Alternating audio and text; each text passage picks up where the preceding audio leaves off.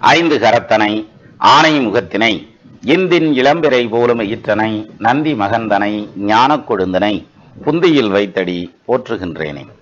ஜோதிட சொந்தங்கள் எல்லாருக்கும் வணக்கம். சுக்கிர தசை. ஒருத்தருக்கு சுக்கிர தசை நடந்தா ரொம்ப யோகமா இருக்கும், பிரமாதமா இருக்கும், டாப்பா இருக்கும். சொத்து சோகம் சம்பாதிப்பாங்க, வீடு வாசல் சம்பாதிப்பாங்க, கார் வண்டி வாகன வசதிகள் கிடைக்கும், கல்யாணம் ஆகலைன்னா கல்யாணம் ஆகும், பதவி உயர்வு கிடைக்கும், வெளியூருக்கு மூவ் ஆகுறதுக்கு முயற்சி பண்ணியிருந்தாங்கன்னா அதெல்லாம் சக்சஸ் ஆகும், சொத்து பிரச்சனை தீரும், பூர்வீக சொத்து கை வந்து சேரும் அப்படின்ற மாதிரி நிறைய பாசிட்டிவ் ஃபேக்டர்ஸ் இருக்கு. ஆனா இந்த சுக்கிர தசை எல்லாத்துக்கும் அப்படித்தான் வேலை செய்தா அப்படின்னாக்க இல்லையே. சுக்கிர தசை நடக்கிற சிலருக்கு கஷ்டப்படுத்துறதும் உண்டு. இப்ப உடனே மனசுல தோணும், ஆமையா சுக்கிர தசை சின்ன வயசுல வந்துச்சுன்னா குட்டி சுக்கிரையும் குடும்பத்தை கெடுக்கும், குட்டி சுக்கிரையும் கட்டி கட்டடத்தையும் பழக்கம்னு சொல்ல போற. அதானே அப்படின்னாக்கா அது இல்லை.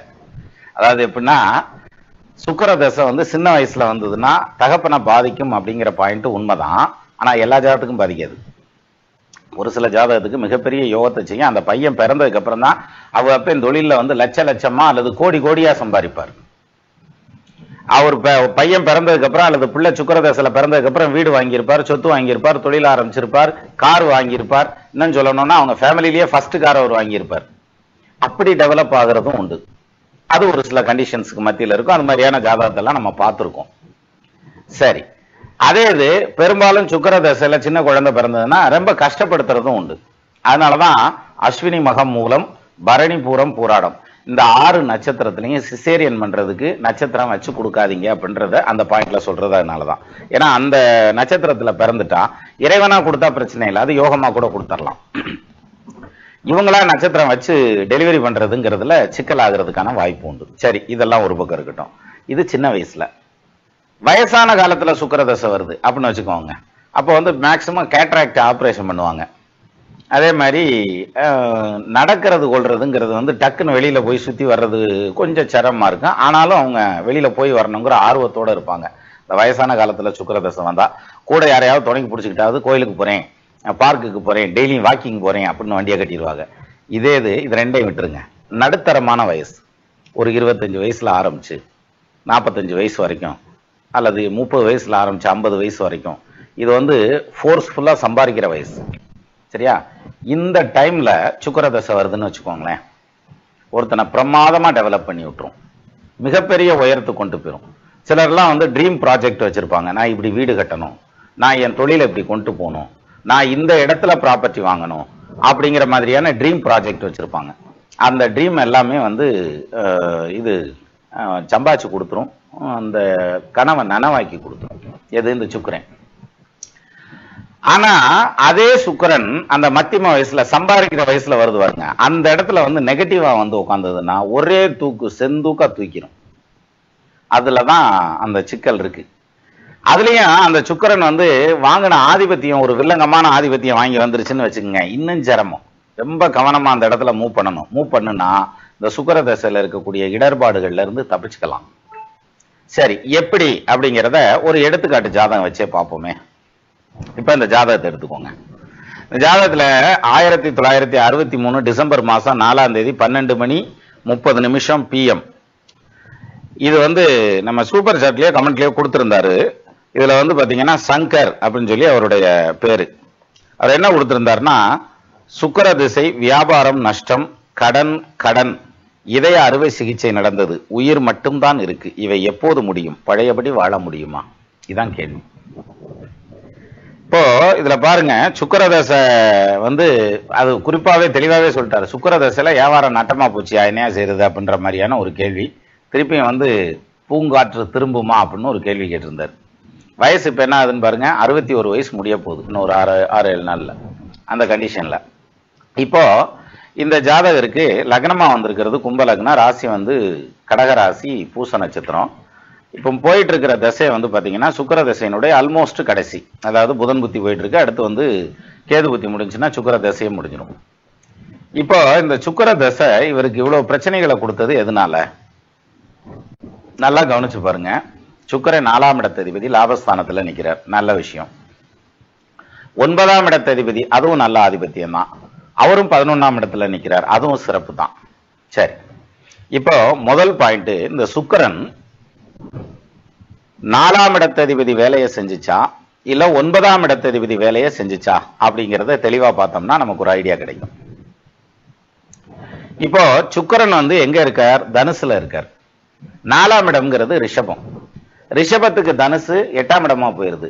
அப்ப சஷ்டாஷ்டகமா போயிருது. சோ சுகஸ்தானாதிபதி அவருக்கு மறையிறார். அப்ப இவர் 4ஆம் இடத்ததிபதி வேலையை செய்யறதுக்கு வாய்ப்பு இல்லை.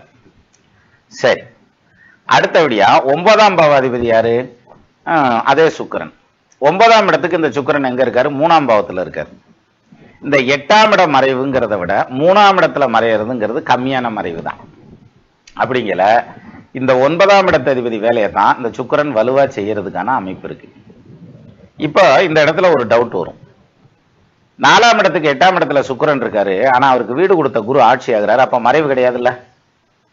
ஆமா, உண்மைதான், மறைவு கிடையாது. பட் மறைவு ஸ்தானத்துல இருக்கிறார், பட் மறைவு கிடையாது. அதே இது 9ஆம் இடமான துலாத்துக்கு 3ஆம் இடத்துல சுக்கிரன் உட்கார்ந்துருக்காரு, இதுவும் வந்து மறைவு கிடையாதுல்ல? ஏன்னா அங்க குரு தான் ஆட்சி ஆகிறாருல்ல. ஆமா, இதுவும் மறைவு கிடையாது. ஆனா இவருக்கு வந்து 9ஆம் இடத்ததிபதி வேலையை தான் இவர் வலுவா செஞ்சாகணும், 4ஆம் இடத்ததிபதி வேலையை செய்யறதை விட. அப்போ இந்த 9ஆம் இடத்ததிபதி அப்படின்னு வரையில நான் என்ன சொல்லியிருக்கேன், இப்பதான் ரீசெண்டா பார்த்தோம், 9க்கு அதிபதி தசை நடந்ததுன்னா பொருளாதாரத்தை அள்ளி கொடுத்தா கண்டிப்பா தான தர்மம் செய்யணும். தான தர்மம் செஞ்சா தப்பிச்சிடலாம், செய்யலைங்கிற பட்சத்துல கண்டிப்பா அந்த திசையினுடைய எண்டுல மாட்டிக்கும்.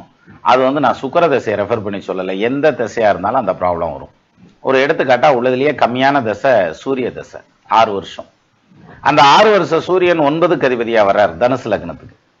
அந்த சூரியன் நல்ல பொசிஷன்ல உட்காந்து நல்லா சம்பாதிச்சு கொடுக்குறார் அப்படின்னாக்க என்ன பண்ணணும் தெரியுமா?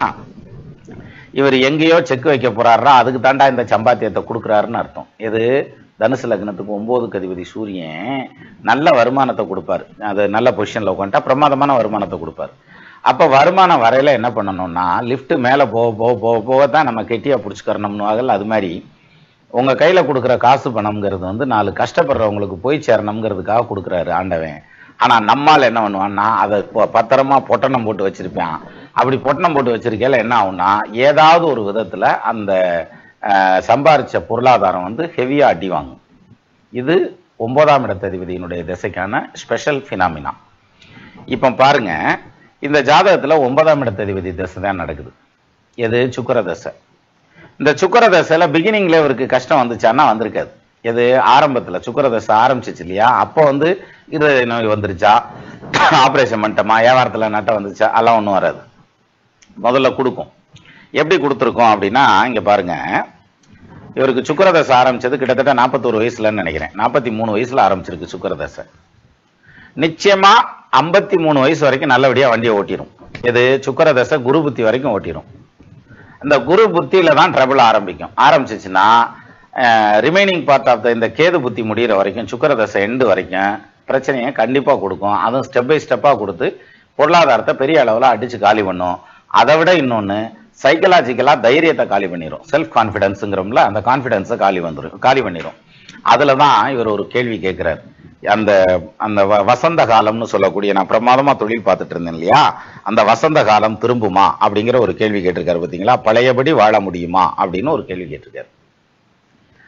அப்போ இந்த 9க்கு அதிபதி திசையில வந்து இவருக்கு பொருளாதாரத்தை கொடுத்துருக்கும். ஆனா அதுல வந்து அப்கோர்ஸ் அவர் தான தர்மம் பண்ணியிருப்பார், பண்ணியிருக்க மாட்டாருன்னு சொல்லலை, நான் பண்ணியிருப்பார். பண்ண போய் தான் உசுரோட இருக்கார். அதாவது அறுவை சிகிச்சையாவது நடந்து உசுரோட கொடுத்துருச்சு. சரி, அப்போ இப்ப அடுத்த பாயிண்ட்டுக்கு போவோம். இந்த சுக்கிரன் ஹெல்த் ரீதியா பிரச்சனையை கொடுத்தது இல்ல, ஏன் கொடுத்தார்? அதான் அடுத்த கேள்வி. அதாவது சுக்கிரன் வந்து பாத்தீங்கன்னா மூல நட்சத்திரம் சாரம் வாங்கியிருக்காரு. யாரு? கேது சாரம். இப்ப கேது எங்க இருக்காருன்னு பார்க்கணும். சுக்கிரனோட உட்கார்ந்துருக்காரு. ஒரு தசை நடத்தக்கூடிய கிரகத்தோட அவருக்கு நட்சத்திர சாரம் கொடுத்த கிரகம் உட்கார்ந்துருந்துச்சுன்னா அந்த தசை ஸ்ட்ராங்கா நடக்கும்னு அர்த்தம், ரொம்ப வலுவா நடக்கும்னு அர்த்தம். அப்போ இங்க வலுவா நடக்கணும். சரி, என்ன நடக்கும்? அதான் கேள்வி. இப்ப கேது உட்கார்ந்துருக்கிறதுங்கிறது சுக்கிரன் சாரத்துல உட்கார்ந்துருப்பார். இங்க பாருங்க, கேது உட்கார்ந்துருக்கிறது யாரு காலு? பூராட நட்சத்திரம் காலில் உட்கார்ந்துருக்கிறார். இருங்க, ஹைலைட் பண்ணி காமிக்கிறேன்.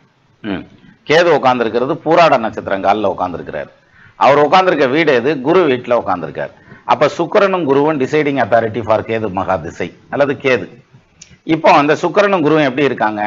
அது தெளிவா தான் இருக்காங்க, நல்லாத்தான் இருக்காங்க, கேந்திரத்துல இருக்காங்க. அப்கோர்ஸ் அந்த குரு வக்ரமா இருக்கிறது கூட பிரச்சனை கிடையாது. என்ன காரணம், அந்த கேது குரு வக்ரமா இருக்கிறதுங்கிறதுல ஏன் ப்ராப்ளம் இல்லை அப்படின்னாக்க, கேதுவுக்கும் சுக்கிரனுக்கும் வீடு கொடுத்தவன் வக்ரமா இருக்கிறது நல்ல விஷயம். அப்போ கேதுவும் குருவும் வந்து கேதுவும் சுக்கிரனும் குரு வீட்டில் உட்காந்துருக்காங்க, அந்த குரு வக்ரமா இருக்காரு. அப்ப அது நல்ல விஷயம் தானே, அது ஒன்றும் பிரச்சனை இல்லை. ஏன்னா வக்ரமா இருக்கிறதுங்கிறது கேது கனெக்ட் ஆகுறதுங்கிறதுனால நல்லதா, அதனாலதான் கேது தசை அவருக்கு நல்லா நடந்திருக்கும். சரி, அதுக்கு அடுத்து அந்த சுக்கிர தசை ஏப்பா பஞ்சாயத்தில் தொட்டுச்சு அப்படின்னாக்க, இப்ப நான் சொன்னேன்ல கேது யாரு காலு, சுக்கிரன் காலு. சுக்கிரன் யாரு கால்னு பாருங்க, கேது காலில் இருப்பார். இங்கதான் சிக்கல் வரும். இந்த சார பரிவர்த்தனை அப்படிங்கிற ஒரு பாயிண்ட் இங்க வரும். எப்படி, கேது வந்து பூராட நட்சத்திரங்காலில் உட்காந்துருக்காரு, சுக்கிரன் யாரு காலில் உட்காந்துருக்காரு, மூல நட்சத்திரங்காலில் உட்காந்துருக்காரு. அப்ப மூலம்ங்கிறது கேதுவுடைய நட்சத்திரம், கேது உட்காந்துருக்க பூராடம்ங்கிறது சுக்கிரனுடைய நட்சத்திரம். ஸோ இவங்க ரெண்டு பேரும் நட்சத்திர பரிவர்த்தனையில இருக்காங்க. இந்த நட்சத்திர பரிவர்த்தனை அப்படிங்கிறது இந்த ஜாதகத்துக்கு வந்து பஞ்சாயத்தில் தூடும். இப்ப இந்த சுக்கிர தசை யோகமா இருக்கணும் அப்படின்னா இந்த சுக்கிரன் வக்ரமா இருந்திருக்கணும். வக்ரமா இருந்தா அவருக்கு கால் கொடுத்தவனும் சார பரிவர்த்தனை எடுத்தவனும் ரெண்டு பேரும் சேர்ந்து ஒரே டைரக்ஷன்ல போயிட்டு இருப்பாங்க. எது, சுக்கிரனும் கேதுவும். இப்ப என்னாச்சுன்னா ரெண்டு ஆளுக்கு ஒரு பக்கம் இழுக்க ஆரம்பிச்சிருச்சு, ஆப்போசிட் டைரக்ஷன்ல பிடிச்சி இழுக்க ஆரம்பிச்சிருச்சு. இவர் நேர்கதியில இருக்காரு, இவர் வக்ரகதியில இருக்காரு. அப்ப ரெண்டு பேரும் ஆப்போசிட் டைரக்ஷன்ல இழுக்கல, இங்க குளறுபடி ஆயிப்பு. அதுல குளறுபடியானதுதான் இந்த சுக்கிர தசை. சரி, இது ரைட்டு. அடுத்த கேள்வி, ஏன் வந்து உடம்பு சரியில்லாம போய் ஹார்ட் வரைக்கும் கொண்டு போச்சு அப்படிங்கிற அந்த ஒரு பாயிண்ட் வேணும்ல, அதையும் பார்ப்போம். இப்போ தசை நடத்தக்கூடிய சுக்கிரன் எங்க இருக்காரு, தனுசுல இருக்காரு. அவருக்கு 4ஆம் இடம் சுகஸ்தானம்ங்கிறது எது, மீனம், குரு. அந்த குரு வக்ரமாயிட்டாரா, அப்ப உடம்பு கெடும். இது முதல் பாயிண்ட், ரொம்ப சிம்பிளா எடுத்துக்கிறது. இன்னொரு பாயிண்ட் இருக்கு. எப்படின்னா, இந்த தசை நடத்துற சுக்கிரன் வந்து யார் கூட சேர்ந்திருக்கிறார், புதன் கூட சேர்ந்திருக்காரு. புதன் அஷ்டமாதிபதியும் ஆகிறார். அப்போ ஆயுள் கண்டத்தை கொடுக்கக்கூடிய அமைப்பு. அவர் 5க்கு அதிபதியும் ஆகிறார். அப்ப 5ஆம் இடத்த அதிபதி கெடுக்க முடியாது, அஷ்டமாதிபதி கெடுத்தாகணும். சரி, இப்ப இதுல அஷ்டமாதிபதி வேலை செஞ்சுச்சா 5க்கு அதிபதி வேலையை செஞ்சுச்சா அப்படின்னாக்க, 5க்கு அதிபதி வேலையை கம்மியாத்தையும் செஞ்சுது, அஷ்டமாதிபதி வேலையை அருமையா செஞ்சுச்சு. எப்படிப்பா அப்படின்னாக்க, அஷ்டமஸ்தானம்னு சொல்லக்கூடிய 8ஆம் இடம் கன்னி, கன்னிக்கு கேந்திரத்துல புதன். அதே இது பஞ்சமஸ்தானம்னு சொல்லக்கூடிய 5ஆம் இடம் மிதுனம், மிதுனத்துக்கு பாதகஸ்தானத்துல புதன். அப்ப மிதுனத்துக்கு பாதகஸ்தானங்கிறதுனால 5ஆம் இடத்த அதிபதி வேலையை முழுமையா செய்ய முடியாது, ஆனா 8ஆம் இடத்த அதிபதி வேலையை முழுமையா செய்ய முடியும். இன்னொரு பாயிண்ட் இருக்குது. இந்த சுக்கிரன் வந்து சுகஸ்தான அதிபதி, இது லக்னத்துக்கு 4ஆம் இடத்த அதிபதி. அவர் வந்து கேதுவோட சேர்ந்து பஞ்சாயத்துல உட்கார்ந்ததுனாலதான் ரெண்டு ஆப்போசிட் டைரக்ஷன்ல இழுக்குதுன்னு சொன்னேன்ல, அந்த பிரச்சனைனாலதான் இங்க மாட்டிக்கிச்சு. பிரச்சனைகளை சந்திக்க வேண்டிய சூழ்நிலைக்கு ஆளாயிட்டார். அப்போ இங்க சுக்கிர தசை ஜெனரலா இந்த ஜாதகத்தை பார்த்தோம்னா என்ன சொல்லுவோம், 4ஆம் இடத்த அதிபதி லாபஸ்தானத்துல இருக்கார், 9ஆம் இடத்த அதிபதி லாபஸ்தானத்துல இருக்கார். நிறைய சொத்து சுகம் சேரும், பொருளாதாரம் சேரும், கையிருப்பு காசு வனம் எல்லாம் கூடும், பேரு புகழ் சம்பாதிப்பீங்க, தொழில ஒரு மோனோபிலியா வர்றதுக்கான அமைப்பெல்லாம் உண்டு. ஸோ பிரமாதமா பிசினஸ் ஓடும் அப்படின்னு நம்ம சொல்ற மாதிரி தான் இருக்கும்.